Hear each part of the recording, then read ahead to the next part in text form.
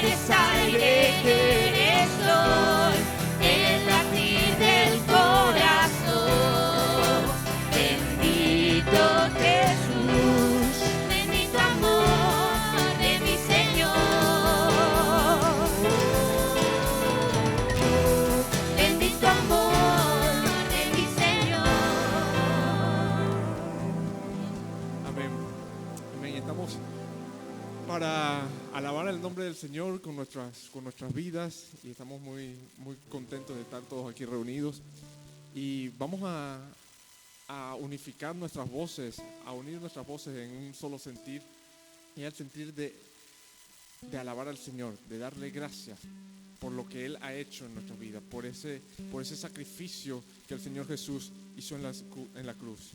Vamos a recordar todo lo que el Señor ha trabajado con nosotros, todo lo que el Señor ha hecho en nuestras vidas. Y siéntense en la libertad de expresarle al Señor todo lo que quieren. todo lo que salga de su corazón. Dejen atrás cualquier impedimento, cualquier barrera. Vamos a quitar cualquier barrera que impida que entremos en la presencia del Señor. Y vamos a postrarnos delante de su presencia con libertad, con corazones abiertos a su presencia. Y vamos a recordar todo lo que Él hace por nosotros y alabarlo por lo que Él es y por lo que hace.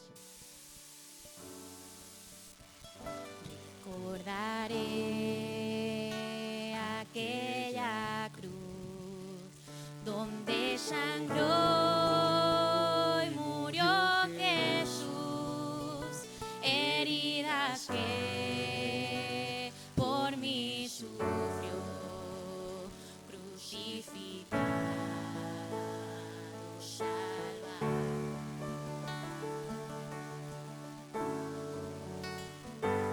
Cuerpo envuelto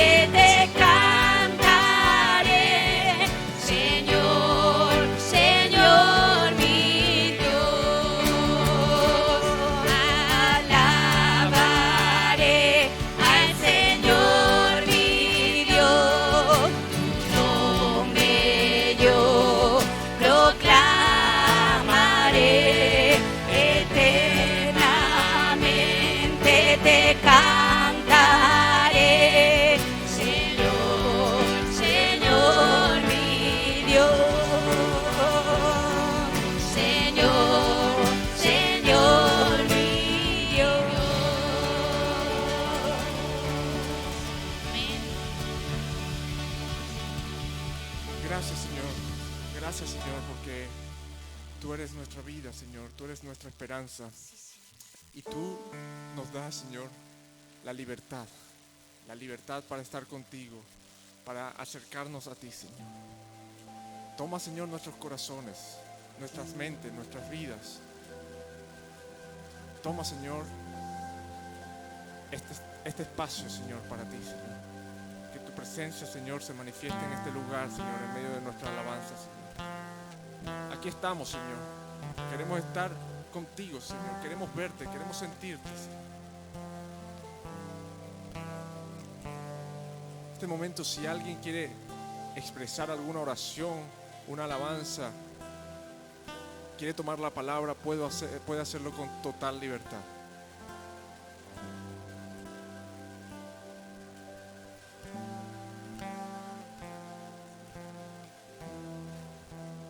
Día más estar aquí en este lugar para poder alabarte y bendecir tu santo nombre.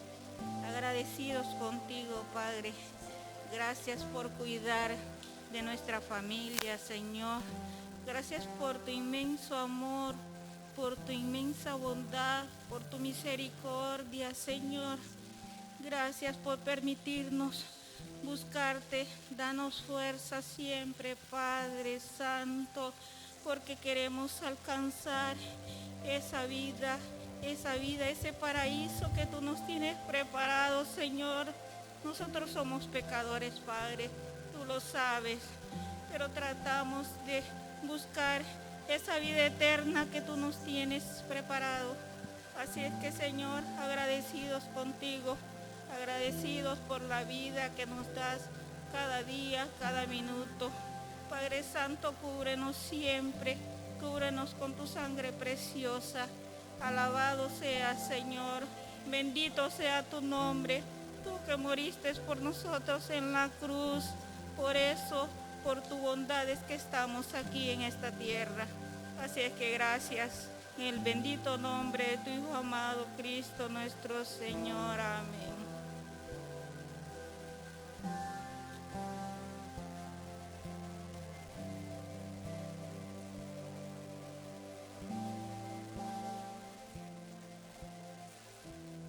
Por el mensaje de tu salvación. Gracias, Señor, por esa cruz en la que tú pagaste por mí, Señor. Bendito sea tu nombre, Señor. Benditas sean tus promesas. Bendita sea tu santidad y bendita sea tu justicia, Señor. Que esto no se nos olvide nunca, Señor. Que esto esté en el centro de tu comunión contigo, en el centro de nuestra familia y en el centro de tu iglesia, Señor. Que seas tú, Señor, el que ensanche nuestros corazones para ver lo hermoso que tú eres y lo impresionante que tú eres, Señor. Enamórame. Tener el privilegio, Señor, de poder conocerte cada día más, de poder disfrutarte cada día más y de poder deleitarme aún más, Señor. Bendice a esta iglesia y glorifícate tú, Señor, en medio de tu pueblo. Que esta iglesia esté firme, Señor, en santidad, en unidad, en amor, en pasión, en gracia, como lo venimos haciendo, Señor. Gracias por esta mañana, gracias por tu presencia, gracias por lo que tú has hecho por nosotros, Señor. Recibe en esta mañana, soberano Señor, toda la gloria y toda la honra, porque solo tú eres Dios, Señor.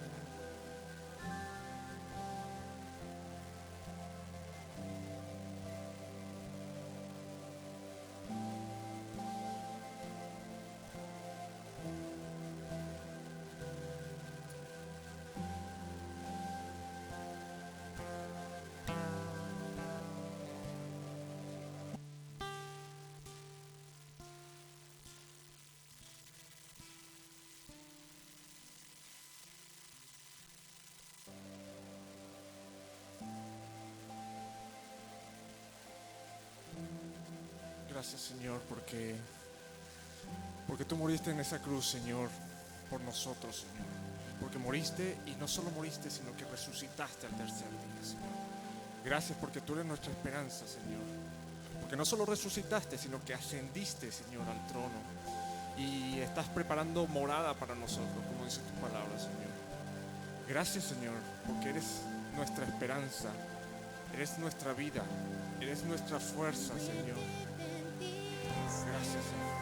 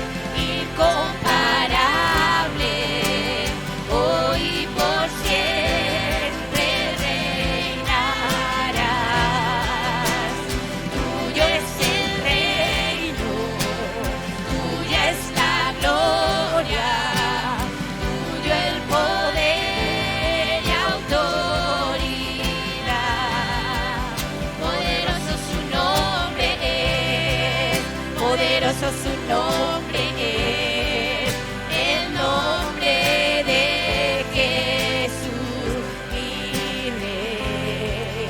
Poderoso su nombre es, incomparable es Él.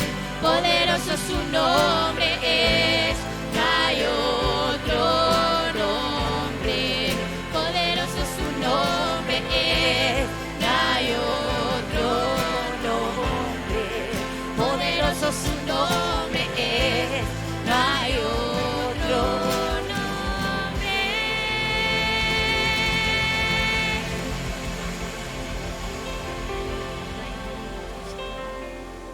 Así No hay es. otro nombre como tú, Señor. Tú eres el único, Señor. Así es, no hay otro nombre. Somos conscientes de que del poder del Señor, del poder de su grandeza, de su gracia y de todo lo que ha hecho en nosotros. Ese poder transformador que nos ha liberado, que nos ha rescatado de donde estábamos y que nos sigue guiando, y que sigue trabajando en nosotros. La obra que Él comenzó, la terminará. Y somos como vasija en sus manos. El Señor seguirá moldeándonos y somos como vasijas. Vamos a decirle a Dios que queremos que nos moldee y que su gloria se manifieste en nuestras vidas.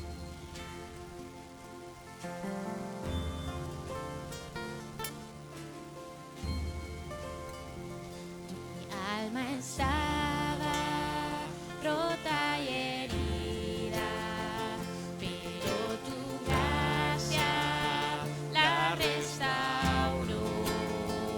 Manos vacías que tú llenaste, soy libre en ti, soy libre en ti.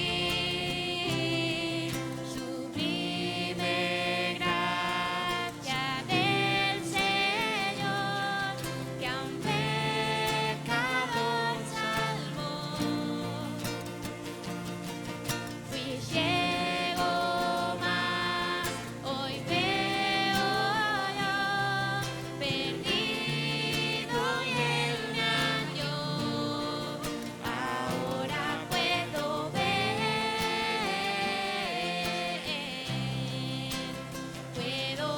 sus ojos de amor. Quebrantado fue para darnos su salvación.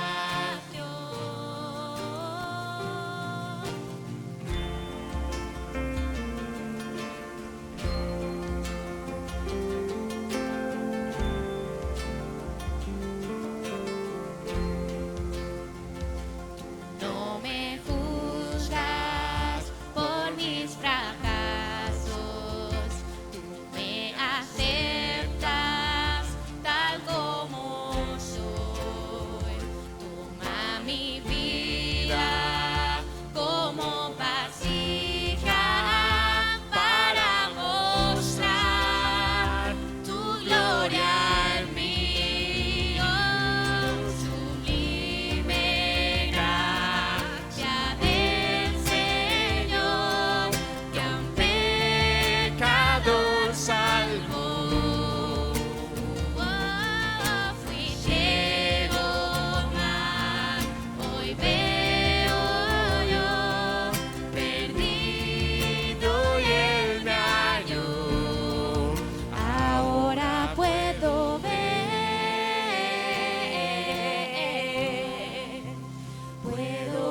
sus ojos de amor. Quebrantado fue para darnos su salvación. Deja que el Señor te toque, que el Señor te vea con esos ojos de amor con los que te ve. Deja que el Señor penetre tu vida, penetre tu corazón, que transforme tu vida y te llene de su gloria.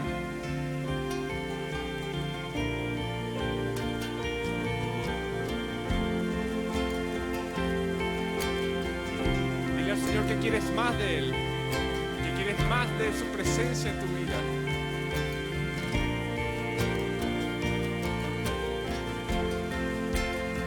Pon tu vida en sus manos como vasija imperfecta, pero que el Señor puede restaurar.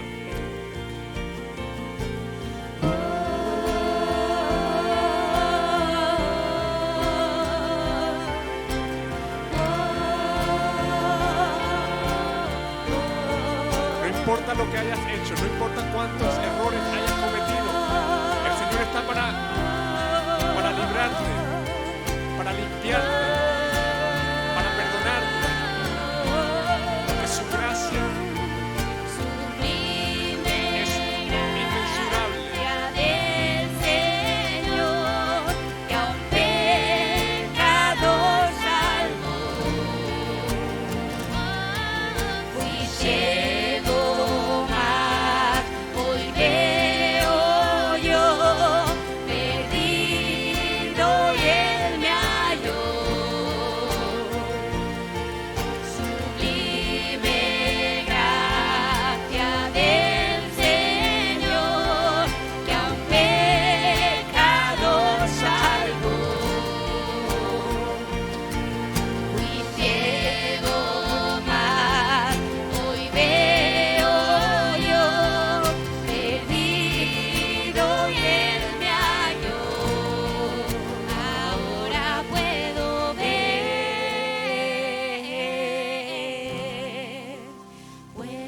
ver sus ojos de amor, quebrantado fue para darnos su salvación.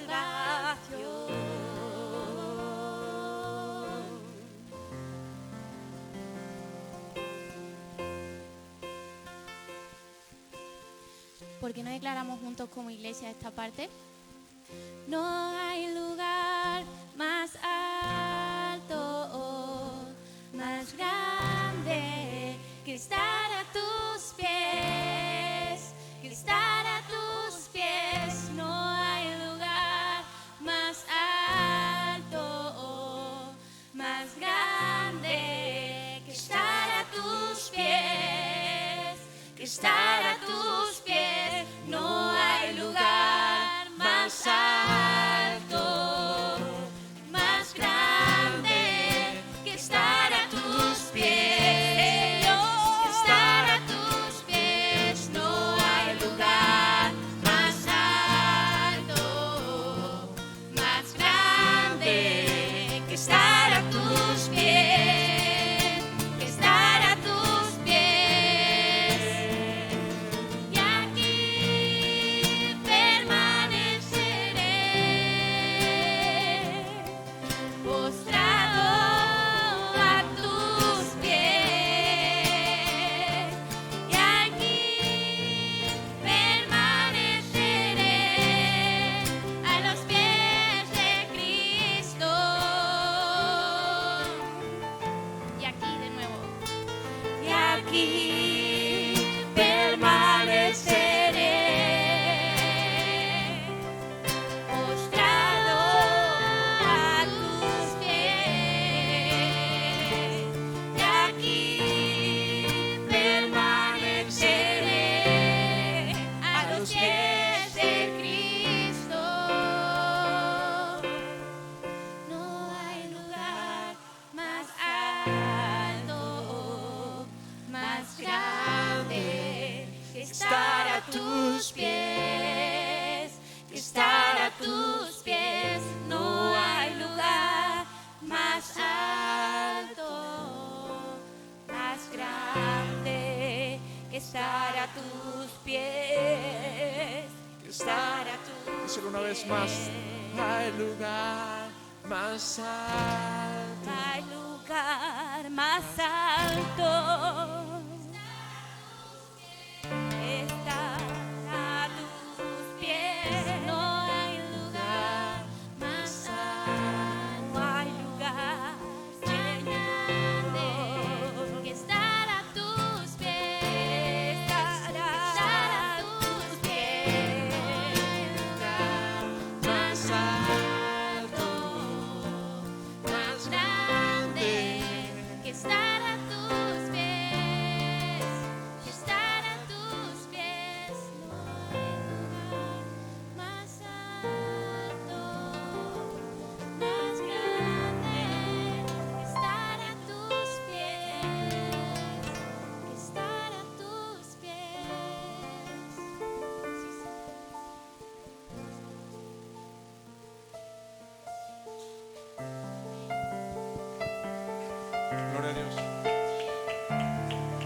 los pies del Señor, a los pies de esa cruz, vamos a postrarnos y vamos a compartir del pan y el vino en este momento, postrados ante esa cruz.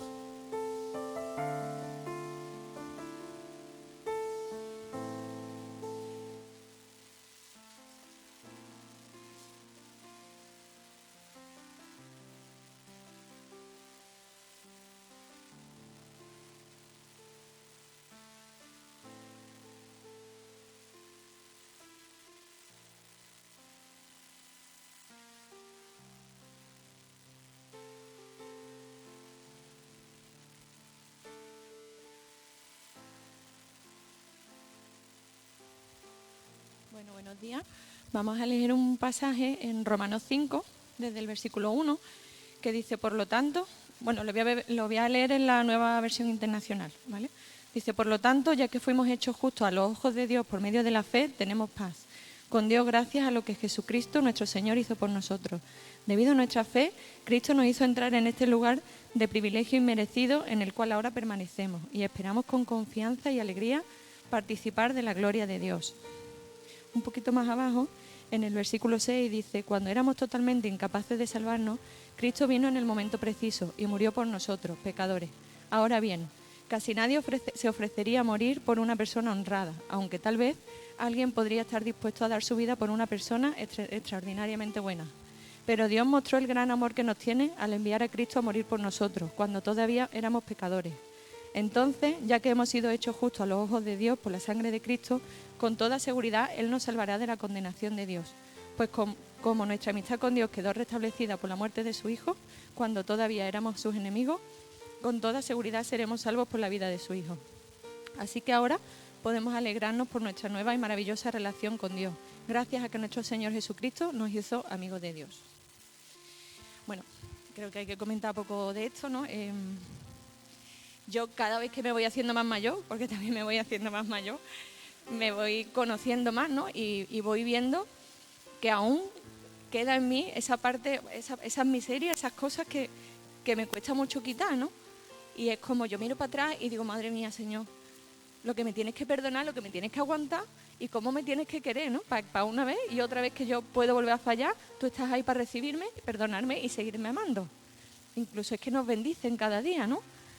Entonces, no tenemos más que hacernos que alegrarnos, que maravillarnos y agradecer a Dios cada día de nuestra vida, que mandó a Jesús a morir por nosotros y que, como dijo Ima la semana pasada, no solo se quedó ahí en la muerte, sino que resucitó y por eso tenemos la entrada, ¿no? y la relación directa con Dios.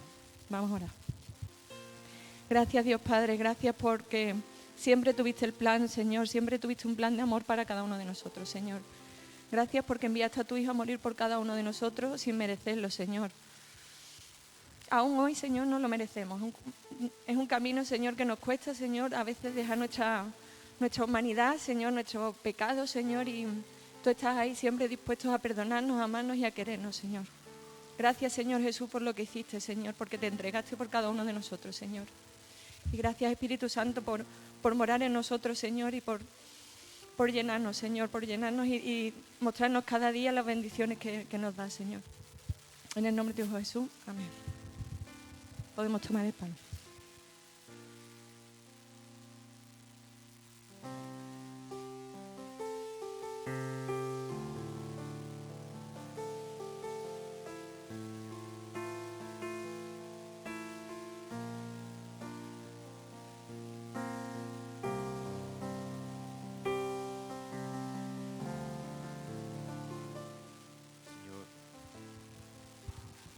Señor y Padre nuestro, que está en el cielo, y Dios nuestro que está en el cielo, te doy gracias por haber enviado a tu Hijo Jesucristo, Señor, a morir en la cruz por nosotros, por mí, Señor, por mis pecados, Señor.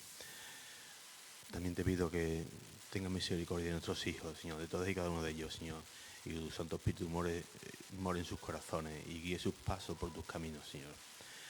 También te pido, Señor, que nos capacites, Señor, para ser herramientas útiles en tus manos, Señor.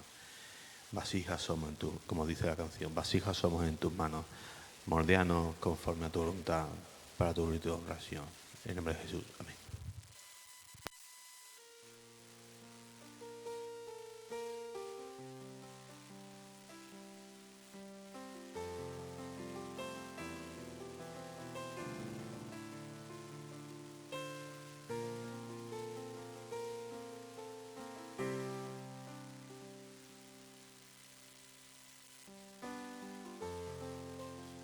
esta manera vamos a disponer nuestros corazones para escuchar la palabra del Señor a través de nuestro hermano Juanmi.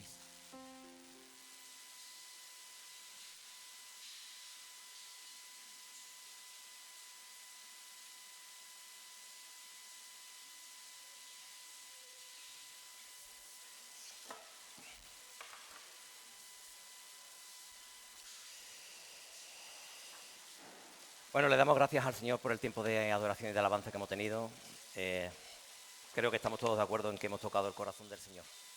Y el Señor ha tocado nuestro corazón también. Así que ha sido un placer disfrutar de ese tiempo de adoración y de alabanza. Enhorabuena al grupo de alabanza y de audio y de imagen, y seguid adelante con vuestro trabajo porque ya veis los frutos, aquí están. Así que ánimo y adelante.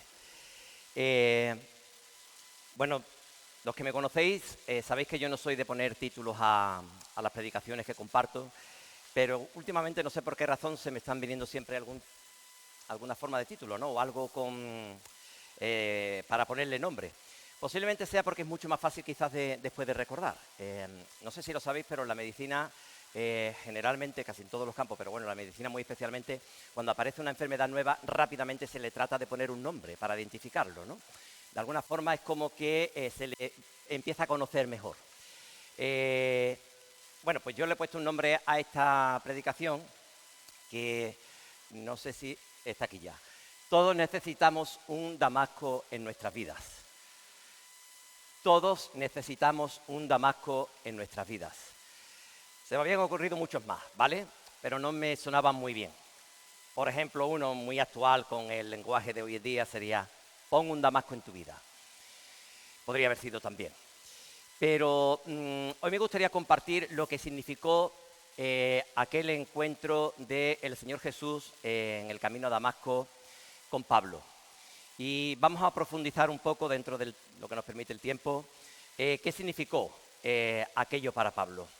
¿Quién era Pablo antes de entrar en Damasco y qué Pablo sale de Damasco?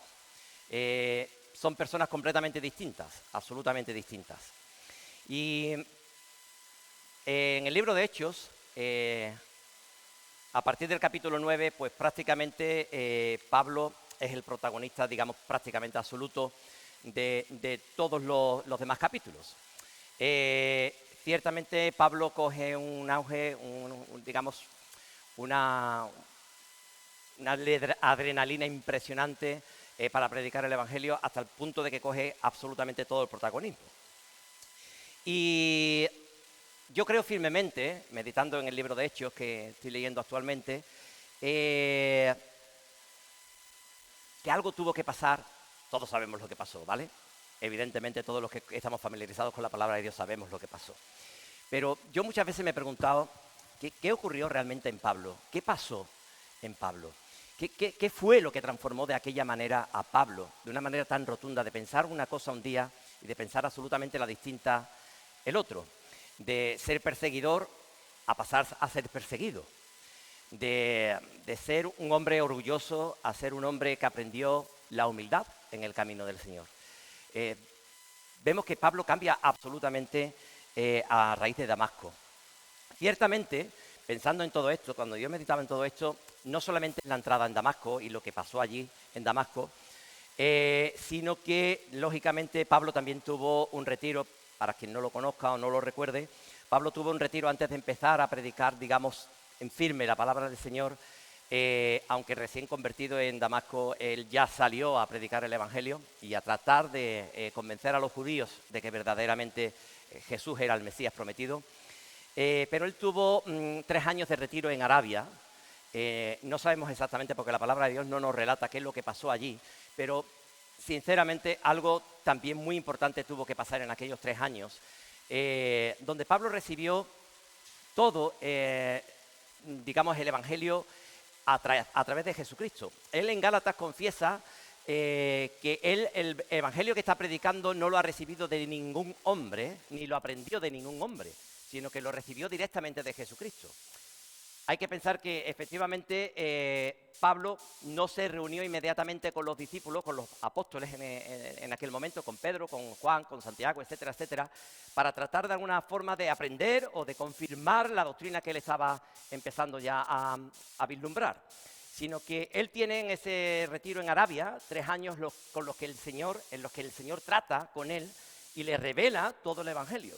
Y es impresionante esto, sinceramente, porque él dice en Gálatas que no subió a Jerusalén para aprender o compartir con los discípulos o aprender de ellos acerca del Evangelio, sino que cuando él les presentó el Evangelio que él había estado predicando, porque después de Arabia él se fue otra vez a Damasco y predica el Evangelio y está bastantes años sin ver a los apóstoles, hasta que ya por fin sube a Jerusalén, y cuando él comparte el Evangelio que él había estado predicando, no hay ningún reproche de los apóstoles hacia ese evangelio. Era conforme el evangelio que ellos habían recibido.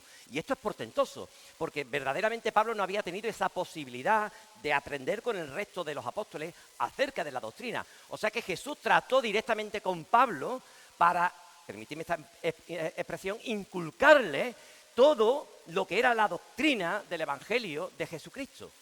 Y él, a solas allí con el Señor, fue tratado de una manera tan extraordinaria. Cuando uno se pone a pensar en Pablo, pues la verdad que él entra en complejo de inferioridad, permitidme que os lo diga. Yo siempre que veo a Pablo, en ese momento me acuerdo que el Señor dijo que Dios no hace acepción de personas. Me tengo que acordar. Inevitablemente se me viene ese pasaje en el que el Señor dice que Él no hace acepción de personas. Pero mirad, es que el mismo Pablo, en muchas de sus cartas, él también recuerda ese texto de la Escritura del Antiguo Testamento cuando dice en más de una ocasión, en más de una de sus cartas, que Dios no hace acepción de personas. Por lo tanto, no podemos pensar que Pablo fue tratado de una forma, digamos, mejor que el resto. Pero, ¿qué tuvo Pablo para hacer lo que fue? ¿Qué ocurrió en Pablo para hacer las cosas que hizo? ¿No es el mismo Señor el que actuó en Pablo que el que actúa en nosotros? Pues sinceramente es el mismo. Pero en Pablo produjo tal cambio de actitud que verdaderamente en él se produjo un arrepentimiento puro y genuino. Todos sabemos lo que significa la palabra arrepentimiento, ¿verdad? Significa cambiar de dirección. Antes íbamos en un sentido y ahora vamos en otro completamente distinto. ¿Veis que esto le pasó a Pablo? Pablo iba en un camino y giró completamente para ir al contrario. Pasó, como he dicho antes, de ser perseguidor a ser perseguido. Mirad, Pablo tiene tanta importancia en la doctrina de la Iglesia que solamente os voy a decir unos ejemplos, nada más. Podremos estar aquí, sinceramente os lo digo, yo creo que vosotros estáis de acuerdo conmigo en esto, los que conocéis la palabra. Podremos estar horas hablando acerca de qué es lo que Pablo nos ha dejado escrito, o el Espíritu Santo le reveló, que es la expresión más correcta, le reveló a Pablo para que Pablo nos lo dejara escrito. Mirad, Pablo ha escrito 13 libros de la Biblia, ¿vale? La Biblia está compuesta de 66 libros. Pues Pablo ha escrito 13 libros de ella. 13. Esto supone que es prácticamente un 20% de la Biblia escrita por un solo autor, Pablo. Si lo pasáramos a otra forma, que lo pudiéramos entender mejor, significa que casi 1 de cada 4 libros de la Biblia está escrito por Pablo. Estáis escuchando bien este dato, ¿verdad? 1 de cada 4, casi, no llega. Pero bueno, para que sean números más fáciles de recordar después. Casi 1 de cada 4 libros de la Biblia está escrito por Pablo. Y como he dicho antes, no sin dejar de pensar que a partir de Hechos 9 supone el protagonista absoluto del libro que escribe Lucas, que se llama Hechos. Y me preguntaba yo cuando veía todo esto, ¿qué sería de la Biblia? O mejor dicho, ¿qué sería de nosotros si no tuviéramos estos escritos de Pablo?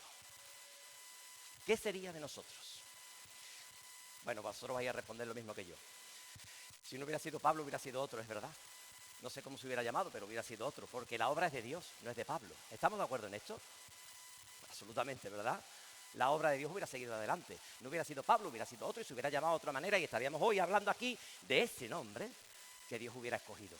Pero en este caso es Pablo a quien Dios escogió. Y encontró en Pablo el corazón necesario para que él pudiera llevar a cabo aquella obra. Porque esto sí es importante. Es verdad que Dios lo cogió, pero Pablo tenía ese corazón para llevar a cabo y ser obediente en la obra. Y yo me ponía a preguntarme a mí mismo, bueno, en meditación con el Señor, le decía, Señor, es que Pablo nos ha dejado tantas cosas, es que tú le has dado tantas cosas a Pablo, es que es increíble. Mira, no lo voy a citar por libros, porque estaríamos aquí muchísimo tiempo y no se trata de eso. Pero sabemos, por Romanos, por el libro La Carta a los Romanos, que el Evangelio es poder de Dios para salvación, la justificación por la fe y no por las obras de la ley, con lo importante que ha venido a hacer eso para la Iglesia. La libertad del pecado, que Cristo nos ha libertado del pecado, que ya no somos esclavos del pecado, que éramos pecadores, pero que ya no lo somos.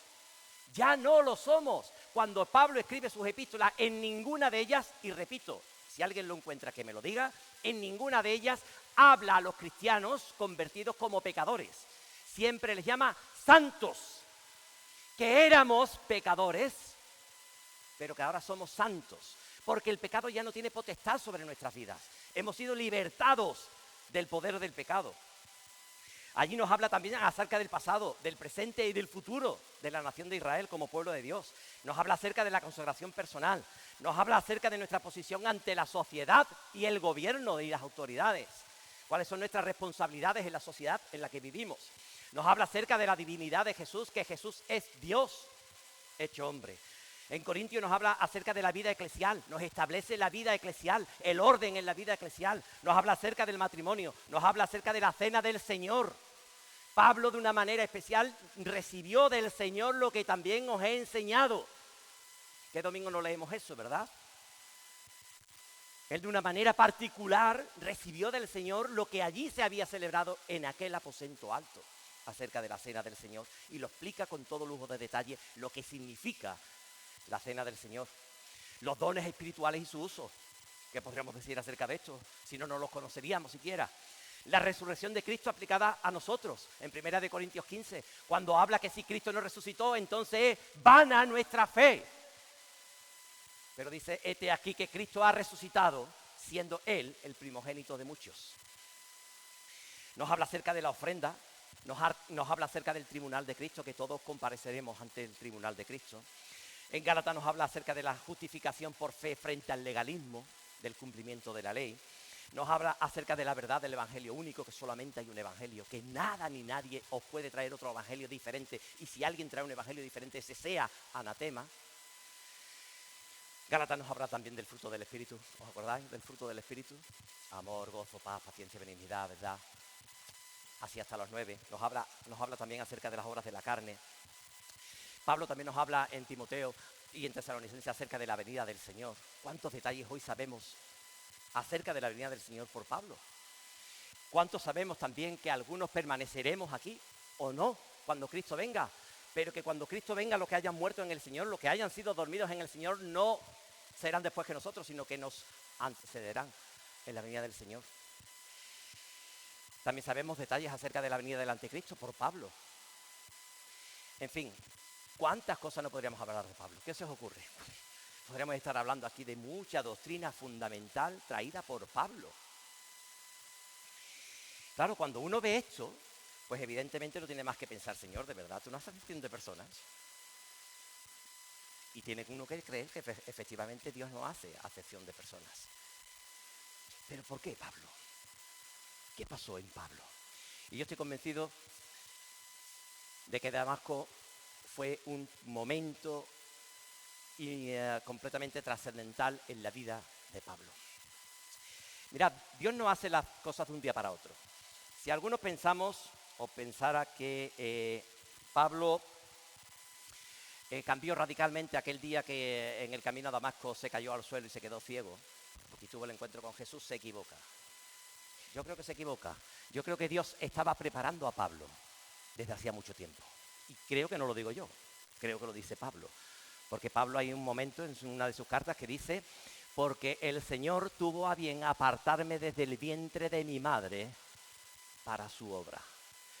Mirad, Dios había permitido que Pablo fuera un hombre que a priori y en principio pudiera vivir la vida como él quiso vivirla. Ciertamente que sí. Él se formó para llegar a ser un gran maestro del pueblo judío. De hecho, siempre hablamos como aquello que iba a ser futuro, como si Pablo no lo hubiera alcanzado, como si Pablo no hubiera llegado. No, Pablo ya era un gran maestro cuando conoció al Señor Jesucristo. Él, de hecho, formaba casi con toda seguridad, formaba parte del Gran Sanedrín, porque dice que cuando se detuvo a los cristianos para llevarlos a la tortura y a la muerte, él dio su voto. El voto era el voto que se daba en el Gran Sanedrín cuando se reunían para llevar a cabo aquella estrategia de destruir lo que aquellos judíos llamaban el camino, que era como Pablo le llamaba también, acerca de luchar contra aquellos que seguían el camino, que era Jesús. Por lo tanto, Pablo ya formaba parte del Gran Sanedrín con toda seguridad, siendo un hombre relativamente joven, estaba alcanzando todas sus metas en la vida. Y claro, uno dice, el Señor durante aquel tiempo no estuvo preparando a Pablo. No, todo lo contrario. Todo aquello le valió a Pablo precisamente para ser el hombre que fue. Muchas veces nos lamentamos de la vida que hemos llevado antes de conocer al Señor, ¿estamos de acuerdo? ¿Quién no lamenta la vida que ha llevado antes de conocer al Señor? Yo la lamento. Y mira que yo conocí al Señor joven, bastante joven, tenía 15 años cuando conocí al Señor. Pero gracias al Señor que me salvó, porque seguramente no acabaría muy bien. Y el Señor en su misericordia me rescató. Ahora bien, ¿el Señor verdaderamente nos conoce el día que nos convertimos? ¿De verdad? ¿De verdad creemos que el Señor conoció a Pablo el día en el camino a Damasco? No podemos pensar eso. El Señor tenía un plan trazado con Pablo y permitió que Pablo se formara y se forjara en el hombre que llegó a la entrada de Damasco. Pero es que todo aquello que Pablo había estimado por basura, como nos dicen Filipenses, todo lo que él había preparado en su vida para llevar a cabo, creyendo él, para honrar al Dios de Israel que él conocía, todo, en realidad, lo que él estimaba por basura, le valió de mucho luego en su vida. El Señor le dio la vuelta a todo aquello para usarlo para la gloria y la obra de Dios. Y esto es sorprendente, Por eso en muchas ocasiones debemos avergonzarnos de nuestro pasado por las cosas que hicimos, pero teniendo la conciencia de que el Señor ha perdonado nuestro pasado. Y ese pasado del cual nos avergonzamos, que el Señor ha perdonado, en ocasiones nos puede ser útil para ser testimonio y reflejo de lo que el Señor es capaz de hacer con las personas. Esto le pasó a Pablo. Pablo se confiesa como ser el más pequeño de los apóstoles, ¿os acordáis? Él cuando él habla acerca de su ministerio, de cómo el Señor llegó hasta él, él dice, yo soy el más pequeño de los apóstoles. Como un abortivo se presentó el Señor Jesús a mí, dice. Como un abortivo, ¿sabéis lo que es un abortivo, no? Como ya fuera de tiempo. Como algo que verdaderamente no estaba bien en su momento. Así se consideraba Pablo. Pero es más, él confiesa también que él es el más grande de los pecadores. Y a mí esto, sinceramente, me llama mucho la atención. Dice en 1 de Timoteo capítulo 1, versículo 15, 1 de Timoteo capítulo 1, versículo 15, palabra fiel y digna de ser recibida por todos, que Cristo Jesús vino al mundo para salvar a los pecadores, de los cuales yo soy el primero. Y ahora va a venir la respuesta a por qué Pablo fue un escogido de Dios para llevar a cabo el ministerio que él llevó a cabo después. Dice, pero por esto precisamente, fui recibido a misericordia, para que Jesucristo mostrase en mí el primero toda su clemencia. Qué palabras de Pablo, de verdad. Aquí entendí por qué Dios había preparado todo ese tiempo a Pablo, hasta los 30 y algo de años que seguramente Pablo tenía, que se encontró con Jesús en el camino a Damasco, cómo el Señor había tenido el control de todo para llegar hasta allí. El más miserable de los hombres iba a ser el hombre más grande del Evangelio. Dios algunas veces tiene un sentido del humor impresionante. El perseguidor por excelencia el luchador contra el nombre de Jesús, iba a ser el más grande de los predicadores acerca de aquel nombre. Para que mostrase en mí el primero toda su clemencia, para ejemplo de los que habrían de creer en él para vida eterna. ¿Con qué seguridad podría decir esto Pablo, verdad?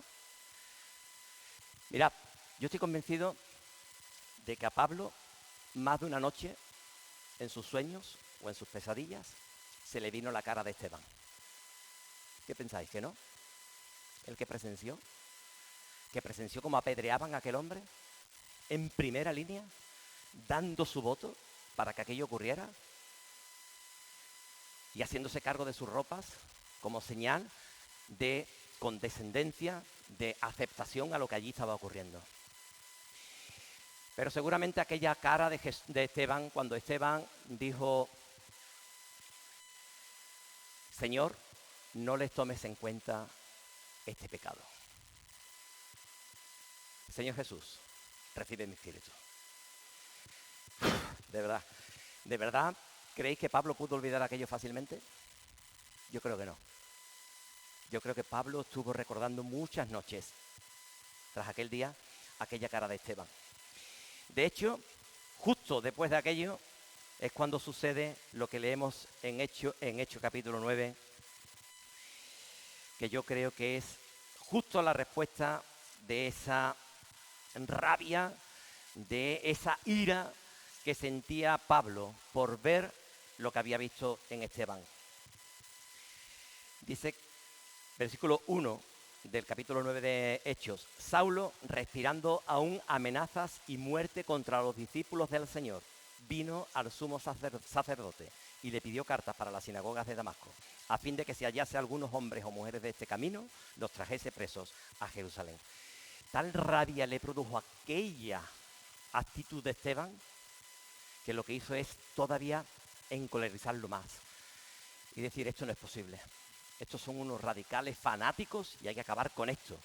Pero en realidad lo que él luchaba era contra aquella actitud de benevolencia de Esteban. Seguramente en estos pensamientos fue en los que Pablo decidió que aquello debía terminar y debía terminar urgentemente. Pero ¿sabéis qué? Que cuando se produce esta respuesta de Pablo a ir a por más, a de alguna forma enfadarse aún, si era más posible, contra aquel camino y perseguir a aquellos fanáticos, según él, ¿sabéis lo que produjo? ¡Bum!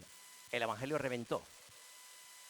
Resulta que como tuvieron miedo, algunos de los que eran cristianos tuvieron miedo, huyeron a ciudades vecinas y a países vecinos, y el evangelio creció de una forma tremenda. O sea que Pablo, sin saberlo, estaba siendo usado ya como instrumento, sin él saberlo y sin él ser consciente, ni siquiera, por supuesto, imaginárselo, de que el evangelio explotaría justo por su actitud. Estos son los planes de Dios. Justo estos son los planes de Dios. Algunas veces pensamos que las cosas ocurren, pues bueno, porque tienen que ocurrir, porque estamos aquí en el mundo y las cosas ocurren. Sí, claro que ocurren.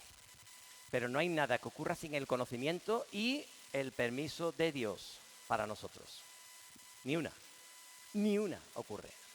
Es verdad que nosotros aquí estamos llevando cada uno nuestras vidas, ciertamente que sí. Y en ocasiones tomamos decisiones equivocadas, ciertamente que sí. ¿Qué pensáis? ¿Que Dios se ha sorprendido por esas decisiones que hemos tomado incorrectas? No. Dios sabe y trata con ello. Volviendo otra vez a qué pasó entonces en Damasco, vamos a ver el Pablo que entra o que va camino a Damasco para entrar allí, y lo confrontaremos con el Pablo que sale de Damasco o que de alguna manera ha sido transformado en Damasco. Cuando Pablo llega a Damasco, Hechos 26:9, aquí Pablo está relatando su conversión ante Agripa, el rey Agripa, y le está contando las cosas que pasaron. Nos da mucho más detalles que no aparecen en Hechos 9, por eso me voy a ir aquí. Y él dice allí, en Hechos 26, versículo 9, yo ciertamente había creído mi deber hacer muchas cosas contra el nombre de Jesús de Nazaret. Fijaos la confesión de Pablo al rey Agripa. Yo ciertamente había creído mi deber hacer muchas cosas contra el nombre de Jesús de Nazaret, lo cual también hice en Jerusalén. Yo encerré en cárceles a muchos de los santos, habiendo recibido poderes de los principales sacerdotes, y cuando los mataron, yo di mi voto. Y muchas veces, castigándolos en todas las sinagogas, los forcé a blasfemar. Y enfurecido sobremanera contra ellos, los perseguí hasta en las ciudades extranjeras. Este es el Pablo que va camino a Damasco. Él mismo se nos ha definido. Esto era lo que sentía. Esto era lo que él creía que debía hacer. Se lo tomó como un deber. No sé si recordáis que Jesús en cierta ocasión dijo que a algunos de sus seguidores los entregarían a la muerte, y esto lo harían personas convencidas de que lo harían sirviendo a Dios. Yo estoy convencido que cuando Jesús dijo esta frase, estaba pensando en Pablo. Y eso que todavía Pablo estaba por llegar. Pero ya estaba pensando en Pablo muchos más, que creyeron su deber acabar con la doctrina de Jesucristo. En Filipenses 3 vamos a ver un detalle más. Quiero confrontar esto para que veáis quién era el Pablo, o cuál era el Pablo que llegó a las puertas de Damasco. Filipenses capítulo 3, versículo 1, dice: por lo demás, hermanos, gozaos en el Señor. A mí no me es molesto el escribiros las mismas cosas, y para vosotros es seguro. Guardaos de los perros, guardaos de los malos obreros, guardaos de los mutiladores del cuerpo.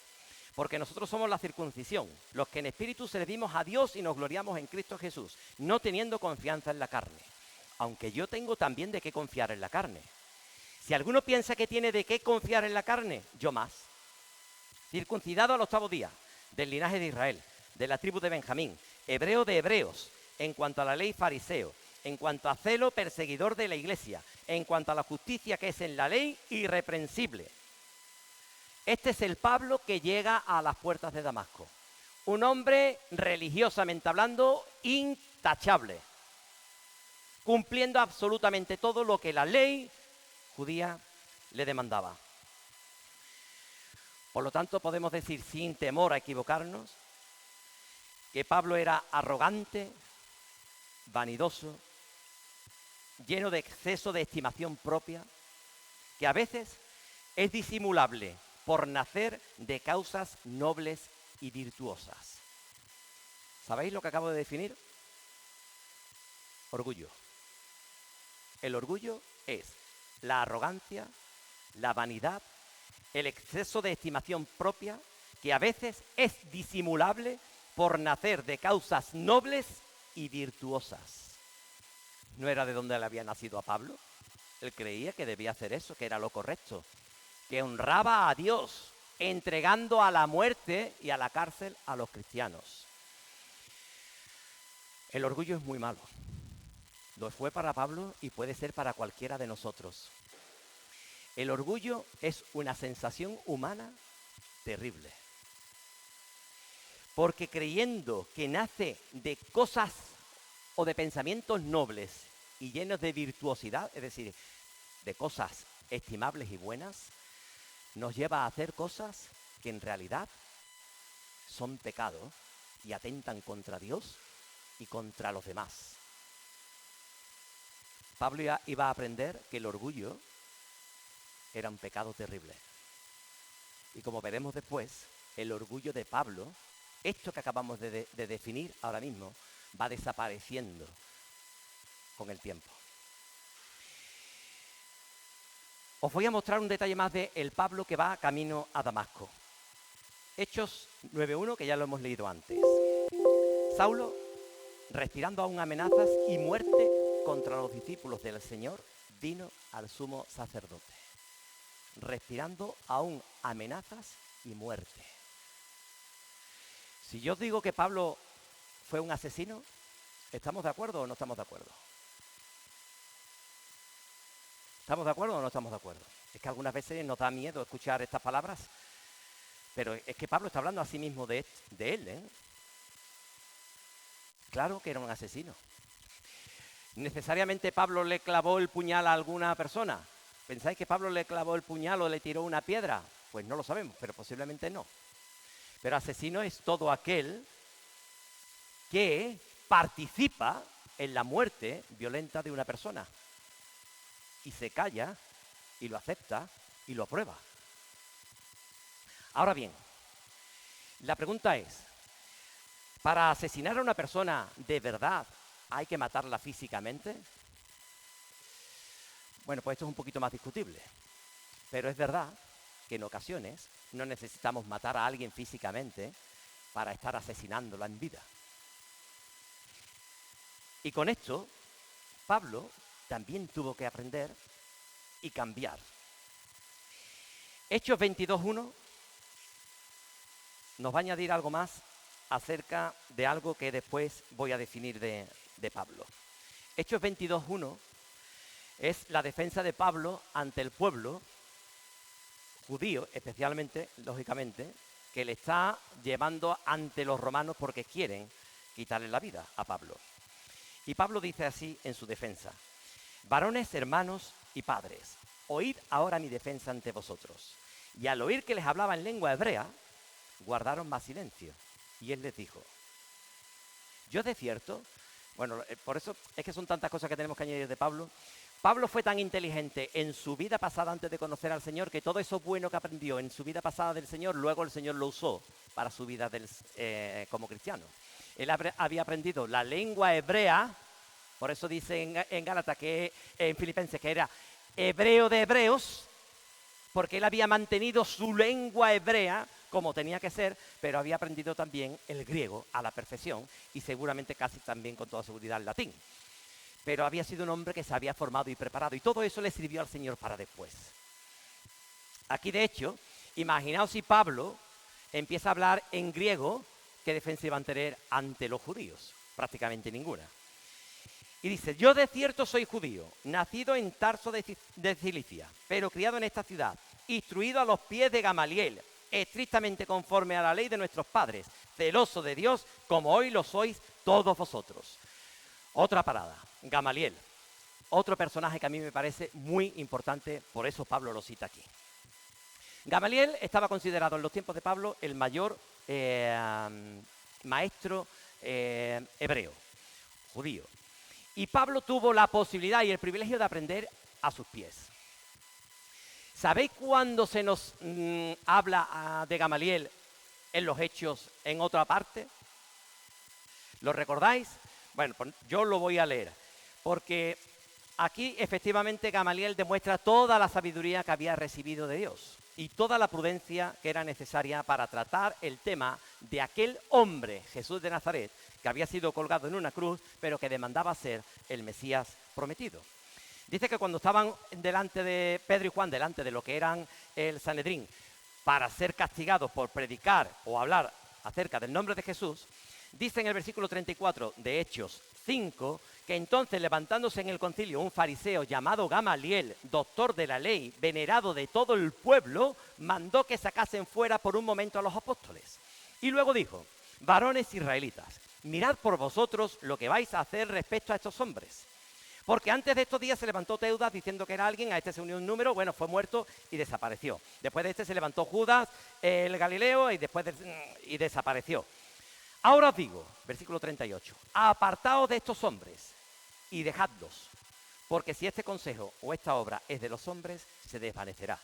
Mas si es de Dios, no la podréis destruir. No seáis tal vez hallados luchando contra Dios. Mirad, nosotros, hoy cristianos no judíos, hemos usado estas palabras de Gamaliel para decir que si algo es de Dios, será sí o no. ¿No lo hemos usado? Fueron palabras de Gamaliel, en las que su sabiduría y su prudencia les hizo al Sanedrín, les hizo ver: mirad, si estos son mentirosos y falsos como los anteriores, estos van a desaparecer. Dadles un tiempo nada más, desaparecerán. Pero cuidado, porque si esto es la obra de Dios, vais a encontrar luchando contra Dios mismo. Yo creo A mí me gusta usar la imaginación, perdonadme, me gusta usar la imaginación porque creo que eso me enriquece más. Podréis estar de acuerdo conmigo o no, pero yo os lo voy a compartir. Yo creo que Pablo estaba presente en este juicio. Yo creo que estaba presente en este juicio. Y claro, cuando Pablo está allí sentado en su cátedra, en el Gran Sanedrín, y ve que ante tanto revuelo, Pedro y Juan allí diciendo las barbaridades que estaban diciendo, porque para él eran barbaridades, porque estaban diciendo que un hombre que decía ser el Mesías había sido colgado de un madero. Escucha bien, de un madero. Que el pueblo judío creía que todo, porque Dios lo había dicho así en la antigüedad, que todo el que es colgado de un madero es maldito. ¿Cómo vosotros vais a decir que el Mesías que llevamos esperando, el Rey de Israel, está o fue colgado de un madero? Vosotros no merecéis otra cosa que la muerte. Eso es lo que os merecéis. Entonces vemos a Pablo allí todos discutiendo y de momento se levanta este hombre, hace salir a Pedro y a Juan y a los apóstoles y pronuncia estas palabras. Yo creo que cuando Pablo se levantó, dijo, hombre, por fin, algo de cordura, algo de cordura. Va a hablar el maestro. ¿Y el maestro qué va a decir? El maestro va a decir, estos hombres merecen ser castigados y merecen ser quitados de en medio, porque fijaos lo que está diciendo, que un hombre colgado de un madero es nuestro Mesías. Yo creo que cuando Pablo vio levantarse a Gamaliel, dijo, hombre, por fin, ya un poquito de prudencia, hombre, por fin vamos a acabar con esto. Y mira por dónde que Gamaliel pronuncia aquellas palabras que dejaron completamente descolocados a Pablo. Completamente descolocados a Pablo. En su orgullo, como hablábamos antes, y en su soberbia, dijo, Gamaliel, este hombre es viejo, este hombre es viejo, este hombre ha perdido el norte. Mira, Gamaliel, ya ha llegado la hora que más vale que te jubiles, ¿vale? Ya creo que ya tus pensamientos no están acordes con... Hay que actualizarse, Gamaliel, te estás quedando un poquito atrás. ¿No ves lo que está ocurriendo? Seguramente Pablo diría eso. Por eso reaccionó como reaccionó. Las palabras de Gamaliel no le llegaron a su corazón, más bien todo lo contrario. Que es verdad que muchas veces menospreciamos las palabras de personas que llevan tantos años en el Evangelio. Hay personas que llevan tantos años en el Evangelio que llevan sufrido muchas más cosas que yo.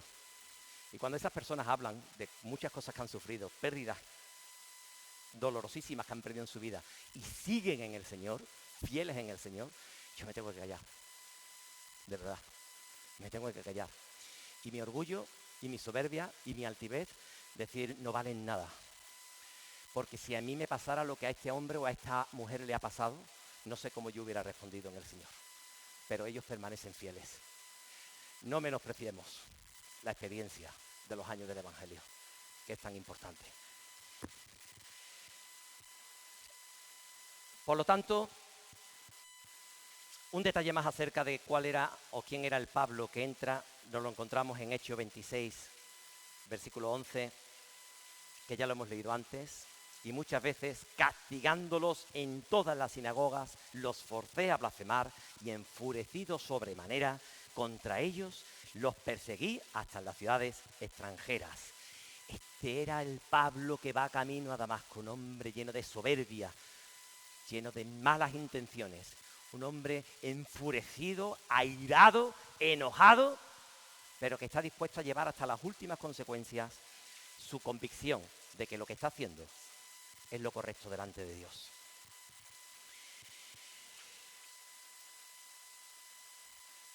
También las cartas de Pablo nos habla de que él era un hombre independiente, un hombre que se creía que era autónomo o autosuficiente y que él podía tomar decisiones que aunque no estuvieran consensuadas con el resto, él podía tirar para adelante, no había ningún problema, porque su idea, sus ideales, su creencia, el estar convencido de que va a hacer las cosas bien y eso es lo que Dios les estaba demandando, son su guía.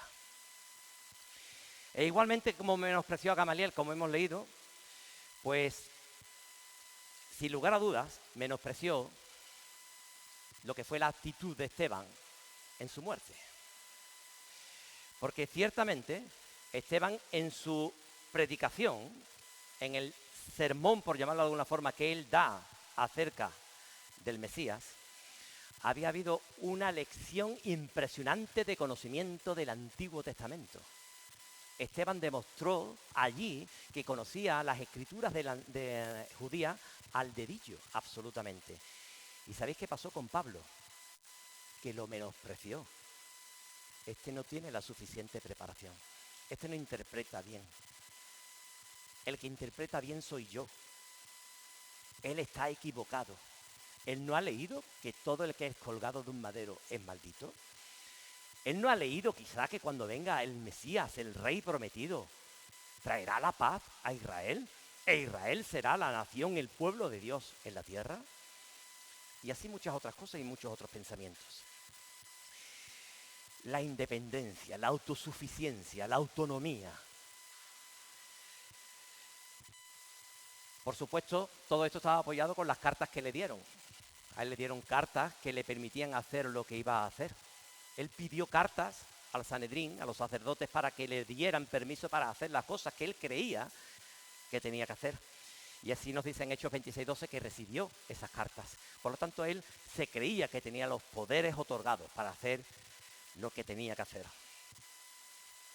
Ahora bien, este Pablo que entra en Damasco, o que justo antes de entrar en Damasco va cargado con esta mochila impresionante de orgullo, de altivez, de soberbia, de arrogancia, de independencia, de autosuficiencia, de autonomía, de todo lo que hemos hablado hasta ahora, nos representa a un león, ¿verdad? Pablo llega a Damasco como un león, lleno de poder, de fuerza, de sabiduría, de conocimiento, de permiso, de todo lo que se podía uno imaginar. Es el Pablo que va camino a Damasco. ¿Ahora habéis visto cómo sale Pablo de Damasco? ¿O cómo entra, mejor dicho, a Damasco? Porque todo esto le pasó a las puertas de Damasco. Sabéis cómo lo recordáis, ¿verdad? Cómo entró Pablo en Damasco. En primer lugar, cuando se cayó, no sabemos si del caballo. Siempre nos han pintado un caballo, no sabemos si un caballo o no. Lo cierto es que se cayó al suelo. No hay mejor actitud, hoy lo hemos cantado, no hay mejor actitud delante de Dios que estar arrodillado, humillado en el suelo. Por ahí empezó. Ya estaba en el suelo, humillado. Ya su fuerza, su fortaleza, su independencia empezaba a minorarse. Pero no basta solamente con esto, sino que él se queda ciego, no ve. ¿Cuántas veces necesitamos quedarnos ciegos, Me encanta que Pablo se quedara ciego. El que presumía de verlo todo. El que presumía de verlo todo absolutamente claro. Anda, Gamaliel, jubílate. Anda, Esteban. Anda, todos. El que ve las cosas con claridad soy yo. Qué bueno que el Señor le dejara ciego. Muchas veces necesitamos, Señor, dame ceguera, dame ceguera. Porque cuando estamos ciegos, entonces seguramente es cuando vamos a poder ver. ¿Sabéis cómo entró en Damasco, no? Dice que los mismos que iban con él lo tuvieron que coger y llevarlo a Damasco. ¿Y sabía dónde lo llevaron? Es que el Señor tiene un sentido del humor. A mí me encanta cómo funciona el Señor, sinceramente lo admiro. Honro al Señor por cómo prepara todas las cosas. Lo llevó a casa de uno que seguramente iba a ser una de sus víctimas, Judas, un discípulo que había allí en Damasco. Seguramente podría haber sufrido el daño de Pablo. Ahora es su casa donde va a ser recibido. Ananías, otro discípulo de Jesús que vive allí en Damasco, es el instrumento usado para llevarlo a casa de Judas y explicarle a Pablo lo que está pasando. Ananías seguramente iba a ser víctima de Pablo. Cómo el Señor vuelca todas las cosas, ¿verdad? Los planes de Pablo, de momento, todos se vienen abajo y aquellos que iban a ser perjudicados por él son sus benefactores. Son aquellos que le hacen el bien. Pablo empieza a aprender que es bueno recibir ayuda. Pablo necesitaba ayuda en aquel momento y la tuvo. Qué bueno que el Señor haya traído a la iglesia. No nos debemos cansar nunca de darle gracias al Señor por haber inventado la iglesia, donde podemos estar juntos, donde podemos compartir, donde no deberíamos sentirnos nunca solos, donde deberíamos estar acompañados y fortalecidos los unos por los otros, alentándonos con estas palabras, como dice Pablo. Así que el león que iba camino a Damasco, pues entra temblando, temeroso, dice Hechos 9:6, dependiente de los que lo llevaban, sumiso a que lo llevaran donde quisieran llevarlo, estaba sometido a aquellas personas ya. Ya no había esa arrogancia y esa altivez, dejadme a mí. Ahora dependía de otros. Porque no veía a nadie, dice Lucas, llevándolo por la mano, como un hombre completamente impotente. Qué lástima, ¿verdad? De aquel león que entraba avasallando, a como vemos a un cachorro necesitado de los demás. Y sobre todas las cosas, dependiente de aquel que le había parado en el camino. Cuando le preguntó, ¿quién eres, Señor? Y Jesús le dijo, yo soy Jesús, a quien tú persigues. Dura cosa te es dar coces contra el aguijón. Y a continuación, Pablo le dice, Señor, ¿qué quieres que yo haga? Madre mía, de verdad. Este es el Pablo que Dios quería. Le había costado al Señor 30 y algo de años. Pero por fin Pablo le dice al Dios de Israel, Señor, ¿qué quieres que yo haga? Esto es magnífico, de verdad. Cómo el Señor planteó todo esto para llevarnos hasta aquí, para llevar a Pablo hasta allí, nos hace ver que efectivamente Pablo era el peor de los pecadores, el más indigno de todos, pero ha pasado a ser el gran ejemplo de todos. Si Dios ha podido hacer esto con Pablo, si Dios ha podido tener la misericordia que ha tenido con Pablo, ¿cómo no la va a tener con nosotros? ¿Cómo no la va a tener contigo si aún no has conocido a Jesús, sea cual sea tu vida y hayas hecho lo que hayas hecho? Dios es un Dios perdonador por excelencia y es un Dios restaurador por excelencia también. No le importa lo que hayamos sido, no le importa lo que hayamos hecho, solamente le importa una cosa, que giremos arrepentidos, que lo que ayer era nuestro pensamiento, hoy sea otra cosa distinta. Eso era lo que Dios pretendía en Pablo, lo consiguió e hizo de aquel hombre magnífico del que hemos hablado antes. Evidentemente, uno se pone a pensar en esto y dice, Señor, yo he tenido damascos en mi vida, os lo reconozco, os lo confieso sin ningún rubor y sin ninguna vergüenza. He tenido damascos en mi vida, siendo ya cristiano, siendo ya del Señor, he tenido damascos. Y le pido al Señor hoy aquí y delante de vosotros que me traiga los damascos que me sean necesarios para seguir adelante. No me importa, que me traiga los damascos que me sean necesarios. Si me tengo que caer al suelo, que me tenga que caer al suelo. Si tengo que llorar, que llore. Si tengo que ser cogido por otros, que sea cogido por otros. Si tengo que ser guiado por otros, que sea guiado por otros. No me importa. Si el fin es el de Pablo. Si el fin es el que el Señor haga conmigo lo que quiere ser. Porque Pablo es el mismo que reconoce, como hemos cantado hoy, que lo que tenemos lo tenemos en vasijas de barros. El poder, la excelencia de Dios está en nosotros en vasijas de barro, para que la excelencia sea de Dios, no de nosotros. Pablo había sido humillado para que él aprendiera esto y nos lo transmitiera a nosotros. Pablo hoy tiene toda la autoridad para decirnos, Señor, gracias a ti fui lo que soy. Gracias a ti, únicamente a ti. Yo no he hecho absolutamente nada. Yo era merecedor de ser pisoteado, de ser denigrado, de ser expulsado. Y tú en tu misericordia me salvaste. De verdad, os lo digo de verdad. ¿Cuántos damascos necesitaremos en nuestra vida? Si no has tenido ningún damasco, pídele al Señor que te traiga un damasco. Estoy convencido que te hace falta, lo siento, estoy convencido. Porque los damascos nada más que pueden traer cosas buenas.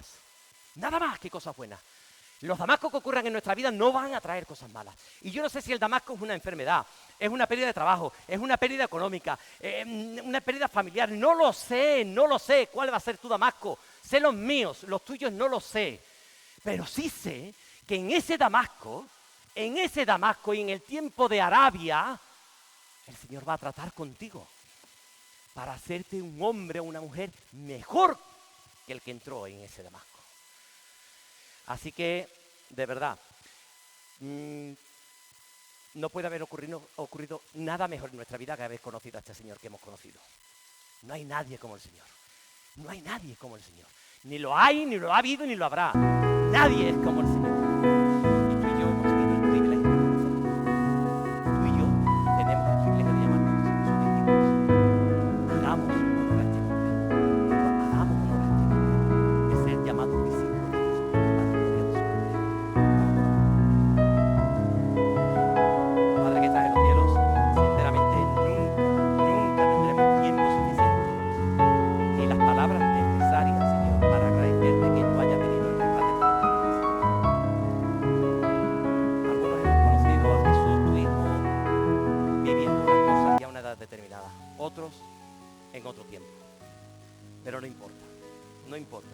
porque tú eres el mismo, ayer, hoy y por los siglos. Tú eres el Dios de Pablo, el Dios que transformaste su vida en una vida gloriosa, con muchos problemas, es verdad, pero con un gozo inefable que nadie se lo arrebató jamás. Nosotros queremos, Señor, que si hemos pasado por algún Damasco, ya hayamos aprendido y hayamos salido mejor que entramos. Pero si aún necesitamos en nuestra vida algún Damasco, tráelo. Tráelo urgentemente, te diría yo, Señor. Porque la necesidad es imperiosa en la iglesia. No en esta, en la iglesia de Cristo en la tierra. Es necesario que esté formada por hombres y mujeres con una idea fija de glorificar a Jesucristo. Y no entender otra cosa ni buscar otra cosa que no sea esta, Señor. El mundo lleva mal aspecto, Señor, tú lo sabes, mejor que nadie. Y nosotros como conocedores de tu palabra sabemos lo que está por venir. Prepáranos, Señor. Llévanos a cada uno a donde nos sea necesario, Señor, para pasar por donde tengamos que pasar, Señor. Pero haz de nosotros hombres y mujeres que glorifican el nombre de tu Hijo Jesucristo, Señor. Pedimos, oh Dios, que si hay aquí alguna persona que aún no ha conocido a Jesús, que no es consciente de lo que Jesús ha hecho por él o por ella, que aún no se ha dado cuenta de su pecado, de su necesidad, nosotros clamamos hoy aquí, en el nombre de Jesucristo, que el Espíritu Santo le convenza de su pecado y su necesidad y reconozca a Jesús como Salvador de sus vidas y lo haga Señor de ella. Gracias, Señor, gracias por confiar en nosotros, gracias por este vaso de barro. Trata con este vaso de barro para que este vaso de barro pueda contener toda la gloria, Señor, que tú quieras depositar en él. En el nombre de Jesús. Amén.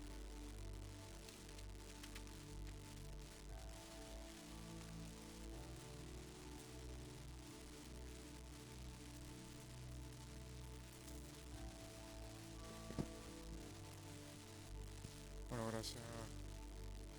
gracias por este mensaje, Juanmi. Damos gracias al Señor por ese trabajo que está haciendo en cada uno de nosotros día tras día y por esos tropiezos y esa mano que nos levanta día tras día. Estamos muy contentos de tenerlos a todos esta mañana. Ha sido una mañana fabulosa y es muy gratificante y muy de mucha alegría ver caras nuevas también esta mañana, y queremos darle la bienvenida a todas las personas que nos visitan. También nos alegramos de ver las personas que recientemente se han venido involucrando a la iglesia, que sean bienvenidos. Y nada, nos vamos con esta reflexión a nuestras casas. Vamos a culminar con esta reflexión. Y para terminar quiero recordaros que a partir del próximo domingo comienzan los estudios antes de la reunión, para aquellas personas que están en el estudio. Y vamos ahora a visualizar un vídeo que es una presentación de un proyecto para el mes de octubre. ¿Okay? Entonces, nada, con esto hemos concluido.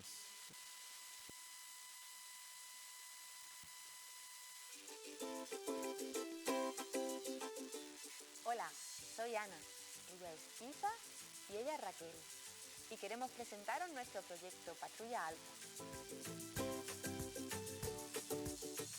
Es un proyecto que va dirigido a niños y niñas de entre 5 y 12 años con el fin de influir en esta generación para que sean seguidores de Jesús. Este primer curso será de septiembre a junio y los encuentros tendrán lugar un sábado de cada mes de 11 de la mañana a 1:30 de la tarde. En este proyecto nos hemos planteado 3 objetivos: el amor, la convivencia y el servicio. En cada uno de nuestros encuentros tendremos tiempo de alabanza y adoración, oración, aprenderemos juntos de la palabra, tendremos tiempos divertidos de juego y también haremos manualidades.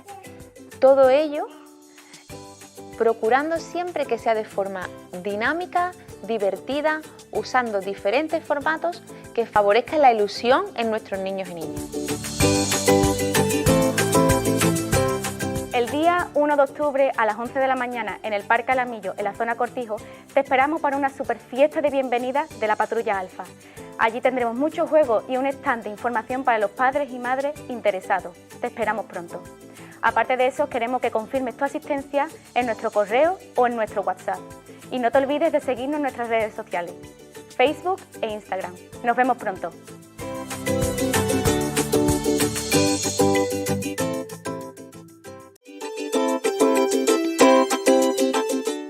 Hola.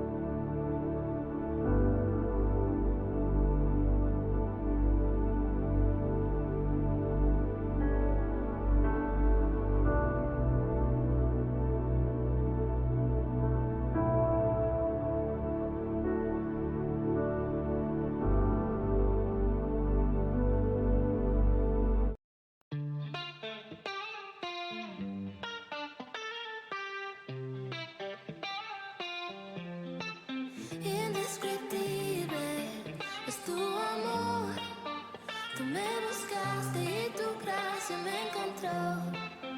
Te escuché desde las aguas, tú me llamaste, calmaste el mar y pude ver el horizonte, un nuevo día, conmigo estás. Y es que yo no sé cómo explicar que no existe otro igual en Cristo tú. Abriste mi corazón, me amaste sin condición, mi Dios indescriptible es tu amor. Tú me buscaste y tu gracia me encontró. No puedo entender ni explicar tu amor eterno, nunca me abandonarás. Me has hecho libre, me das aliento. Ahora el cielo vive en mí. Es un sonido lleno de gracia. Mis manos alzo, te adoro a ti. Y es que yo no sé cómo explicar que no existe otro igual y Cristo tú. Abriste mi corazón y amaste sin condición, mi Dios indescriptible es tu amor. Tú me buscaste y tu gracia me encontró. No puedo entender ni explicar